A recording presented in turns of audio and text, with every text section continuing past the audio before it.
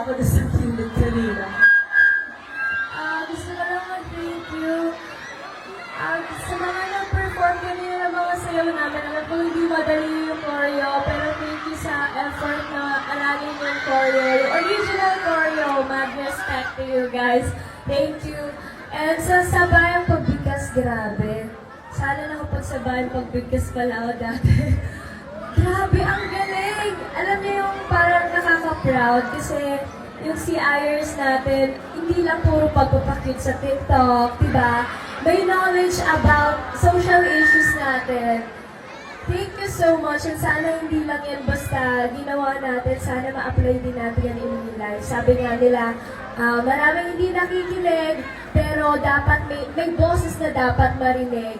And hindi lang yan doon sa social issues guys, kung may gusto kayong, kung gusto nyo maging bini, di ba? Bakit hindi nyo i-try? Alam kong talented kayong lahat, huwag kayong matakot. Kasi ako, alam nila bang sakito yan, alam nila na grade 10 ako nung last na nag-aral ako dito. Puro absent na ako.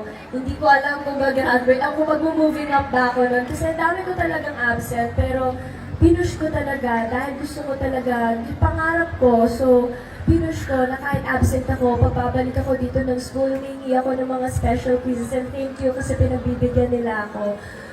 Grabe, sorry yung boses ko wala.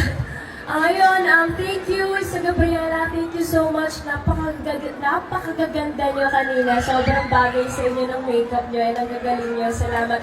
Sa mga teachers natin na nag-perform, salamat po. And sa mga nag-serenade kanina, salamat po. Gusto ko lang i-credit si Teacher Jess. Si Teacher Jess yung dahilan din kung ba't nagkaroon ako ng confidence kasi nung grade nag-start yan. Elementary ako, nakasali ako sa broadcasting dahil sa kanya, pinagbasa niya ako ng dyaryo na hindi ko alam para saan. Pinapunta niya ako sa library, Joe, basahin mo to. Ano gagawin ko dito? Tapos pinagbasa niya ako, tapos hanggang sa lumaban ako. And ngayon, di ba, nakakapag-TV patrol na ako dahil yun sa'yo, Teacher Jess. Thank you.